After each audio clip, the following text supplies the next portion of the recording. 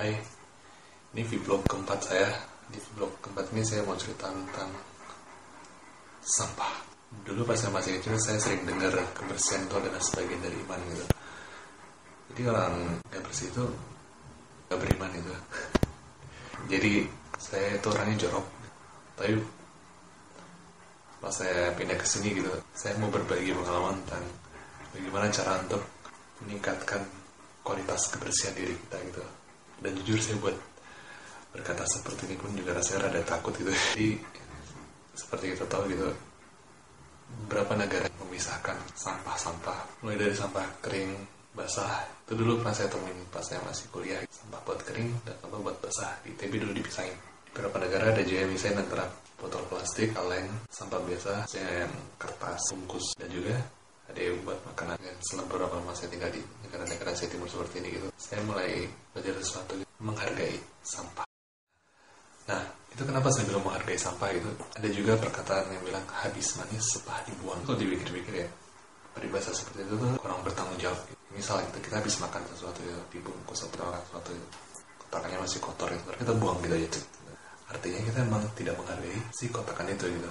Ya gak sih? Saya makan pisang, kulitnya saya buang ke kantong plastik. Terus saya punya kertas, terus coret-coret, terus juga saya masukin ke plastik yang sama. Saya kupas mangga, kulitnya saya buang ke sana. Besok-besok lagi saya masak cumi gitu.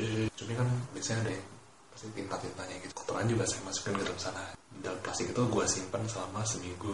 Kalau semua makanan campur aduk di dalam satu plastik itu kadang bau segala macamnya itu kadang campur aduk jadi satu bikin kita jijik lihat sampah itu. Ini apa sih? Padahal itu kotoran yang kita buang sendiri gitu. Sesuatu yang kita buang dari hasil kegiatan kita sehari-hari dan itu disayangkan gitu. Itu rasanya itu kalau kita itu nggak bertanggung jawab sama apa yang kita lakuin. Misal habis makan kue gitu kan, bungkusan atau apa kue gitu saya makan, terus sebelum saya buang saya cek dulu masih ada sisanya atau enggak gitu. Kalau masih ada sisa dan gue masih gak mau, gue ambil, gue simpen, terus gue tawarin ke orang lain. Dan di sini kakaknya masih udah kosong kan, saya lipet, saya masukin ke tempat sampah. Atau kalau di sana gak ada tempat sampah, saya lipet, saya masukin ke saku sampai rumah, saya masukin ke tempat sampah. Misal habis minum good day, misalnya ini masih bisa satu bungkus ya, bungkus ini misalnya mau kita buang gitu. Kalau kita buang langsung terus rasanya akan lebih indahnya gitu. Ini dirapiin dulu gitu kan. Jadi sampah tipis kan, tipis sampahnya gitu. Nah, ini akan menghemat ruang plastik sampah kita. Jadi paradigmanya di sini adalah menghargai sampah yang kita buang. Nah, kasus-kasus yang di sini seperti ini. Saya di kacang. Si makanan ini pertama kita pisahin dulu. Bungkus ini harus bersih. Bungkus ini kita campurin ke bungkus-bungkus sampah. Ditaruh ke bungkus sampah plastik makanan. Cara lain lagi itu usahakan untuk selalu menyediakan plastik tersendiri. Jangan selalu misal kayak gini, plastik tersendiri buat sampah makanan, plastik biasa. Maksudnya plastik biasa ini buat sampah biasa, bungkus plastik makanan atau kresek-kresek. Tadi yang nggak terpakai ini bisa dipakai buat masukin kotak. Jadi biasanya kalau kita beli makanan di warung-warung itu, sekarang kan warung-warung itu beli video gitu, ini kotak makanan itu. Misalnya habis makan ya, itu kalau lebih indah bekas, kemudian ini dibersihin dulu. Si vinilnya ini tadi dicucikan dulu. Kalau vinil udah bersih, ke dalam sini gitu. Jadi kalau misalnya lo simpan minggu-minggu pun, lo baunya udah nggak ada lagi. Jadi sih yang saya maksud adalah menghargai sebelum membuang, bersihkan sebelum dimasukin ke plastik atau sampah. Itu cara yang lebih ekstrim lagi. Saat saya punya nih bekas air minum, ini tadi masuk sebagai sampah produk hasil plastik. Ini kan ada bungkusnya tuh, ini akan lebih indah. Dibuka dulu